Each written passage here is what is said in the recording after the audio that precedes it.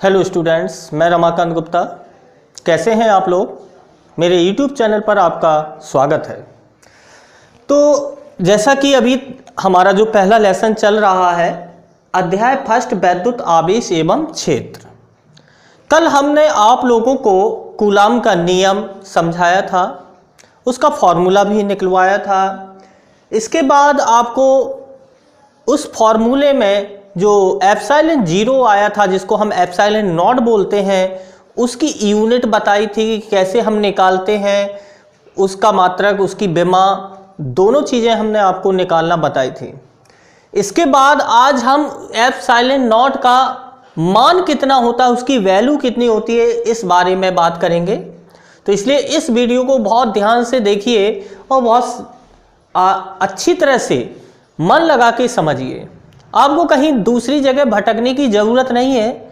अगर आप लोगों ने सोच लिया कि आपको 95% मार्क्स चाहिए फिजिक्स में, तो आपको मेरे हर वीडियो को बड़े ध्यान से समझना होगा। ऐसी कोई भी स्टूडेंट नहीं होगा, ऐसा कोई भी स्टूडेंट बच्चा नहीं होगा जो नहीं ये सोचता होगा कि उसको अच्छे नंबर नहीं चाहिए।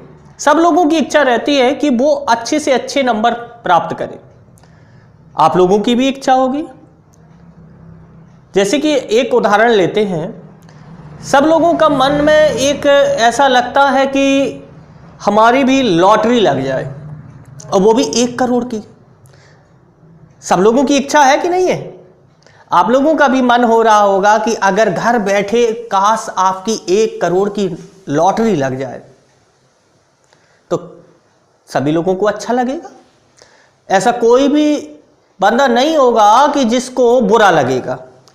हमारी लॉटरी लग जाए 1 करोड़ की तो मुझे भी अच्छा लगेगा, आपकी लग जाएगी तो आपको भी अच्छा लगेगा। और लॉटरी क्या है कि बिना करे पैसा आ जाना। तो ऐसा कितने लोग नहीं चाहते? सब लोग चाहते हैं। लेकिन एक बात याद रखना कि लॉटरी लगने के लिए भी कुछ करना पड़ेगा आपको। ऐसा नहीं है कि सोते रहो लॉटरी अपने आप लग जाए। लॉटरी लगने के लिए भी आपको लाइन में लगना होगा, लॉटरी का टिकट लेने जाना होगा, तब जाके लॉटरी लग सकती है। इसी प्रकार आप भी अगर सोच रहे हैं कि फिजिक्स में 95% मार्क्स आए, तो उसके लिए आपको हमारे YouTube चैनल पर आना ही पड़ेगा, मेरे वीडियो को देखना ही पड़ेगा, मेरी कोचिंग ज्वाइन करनी पड़ेगी, तभी आपके 95% मार्क्स आएंगे। अब ऐसा नहीं है कि आप घर बैठे सोते रहें और बिल्कुल भी पढ़ाई ना करें, तो ऐसे थोड़ी होगा। अगर आप 95% मार्क्स लाना चाहते हैं, तो आप मेरे प्रत्येक वीडियो को बड़े ध्यान से देखिए, समझिए। आपको किसी और वीडियो को देखने की ज़रूरत नहीं पड़ेगी। इसमें आपके थ्योरी हम आपकी पूरी कंप्लीट कराएंगे, इसमें आपके डेरिवेशन पूरे कंप्लीट कराएंगे और न्यूमेरिकल भी समझाएंगे। और जिस बच्चे को भी PDF चाहिए हो या कोई भी क्वेश्चन डाउट में हो, समझ में नहीं आ रहा हो, तो वो हमारे व्हाट्सएप नंबर पर या हमारे इसी कमेंट बॉक्स में लिखकर अपने सवाल पूछ सकता है।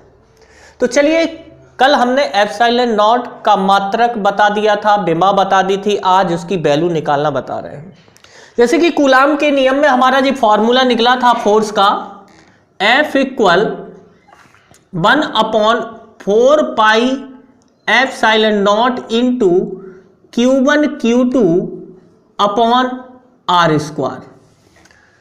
जहां हमने आपको बताया था कि ये K की जगह पर रखा हमने, K बराबर होता है आपका 1/4 पाई एप्सिलॉन नॉट, और इसके बराबर मान होता है 9 × 10⁻⁹, और इसका यूनिट होता है न्यूटन मीटर स्क्वायर पर कूलाम स्क्वायर। अब लेकिन हमको एप्सिलॉन नॉट का मान निकालना है कि कितना होता है। इसका मान तो हमको पता है कि 1/4 पाई एप्सिलॉन नॉट, या K का मान इतना होता है 9 × 10⁹ न्यूटन मीटर स्क्वायर पर कूलाम स्क्वायर। लेकिन एप्सिलॉन नॉट का मान कितना होगा, तो हम इनको ही उठा लेंगे। K = 1/4 pi epsilon not. Epsilon not का मान निकालना है, तो एप्सिलॉन नॉट को इस तरफ लाएंगे K की जगह पर, और 1/4 पाई इंटू के कर देंगे। के क्या है?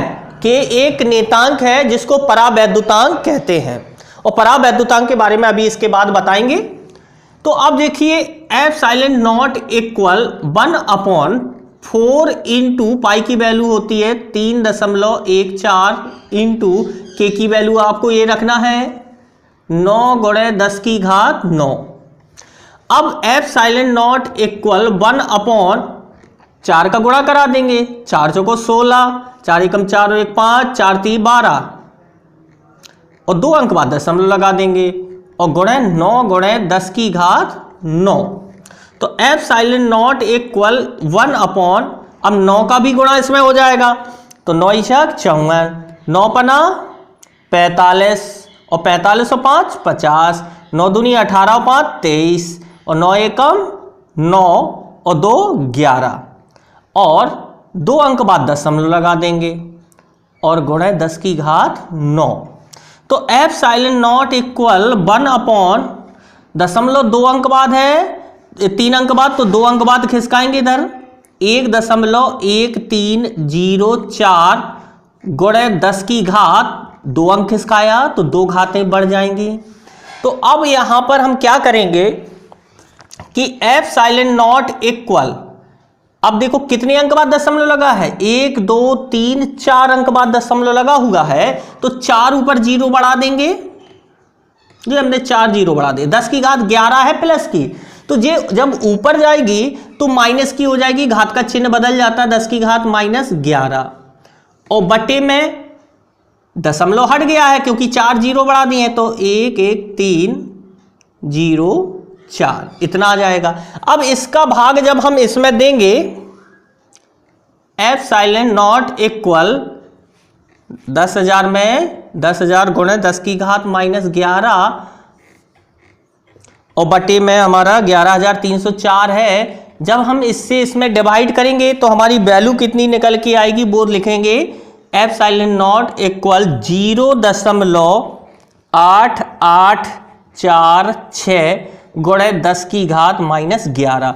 तो हम इसको ऐसा लिख सकते हैं एप्सिलॉन नॉट वैज्ञानिक रूप में, वैज्ञानिक संकेतन में दशमलव 1 अंक खिसकाएंगे राइट साइड तो 8 दशमलव, और जब हम मानक रूप में लिखते हैं तो जो 5 से बड़ी संख्या होती है इसको जब हटाते हैं राइट साइड की संख्या को तो 1 अंक बढ़ा के लिख देते हैं, मतलब 5 से बड़ी है संख्या 6 तो यहां पर 1 अंक बढ़ जाएगा, 4 की जगह पे 5 हो जाएगा तो 8 5 गुणे 10⁻1 अंक दाईं तरफ किसका आया तो -12 हो जाएगा।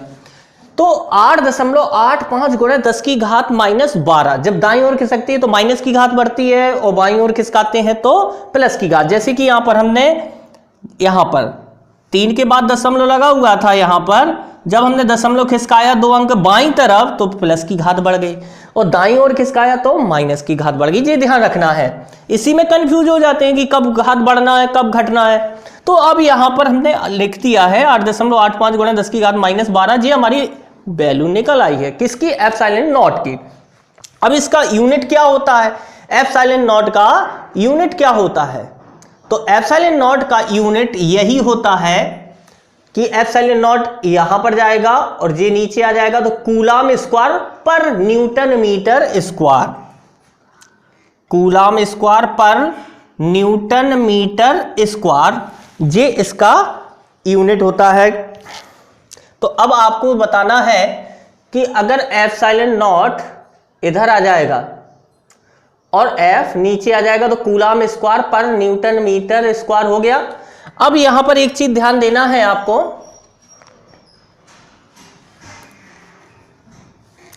कि एप्सिलॉन नॉट का यूनिट जी निकल आया हमारा, एप्सिलॉन नॉट का यूनिट कूलम स्क्वायर पर न्यूटन मीटर स्क्वायर। ये बात याद रखना है जी किस पद्धति में मात्रक है।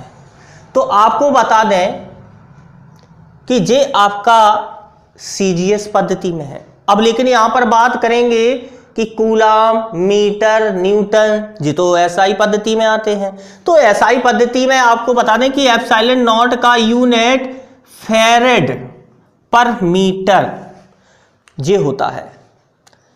एसआई पद्धति में एक यूनिट ये भी होता है फैरेड पर मीटर, ये आपको याद रखना है। इसके बाद एप्सिलॉन को हमने कल क्या बताया था, ये आपको बताई थी कि माध्यम की वैद्युतशीलता एप्सिलॉन को, और एप्सिलॉन नॉट को बताया था हमने निर्वात की वैद्युतशीलता या वायु में वैद्युतशीलता। तो आपको बता दें कि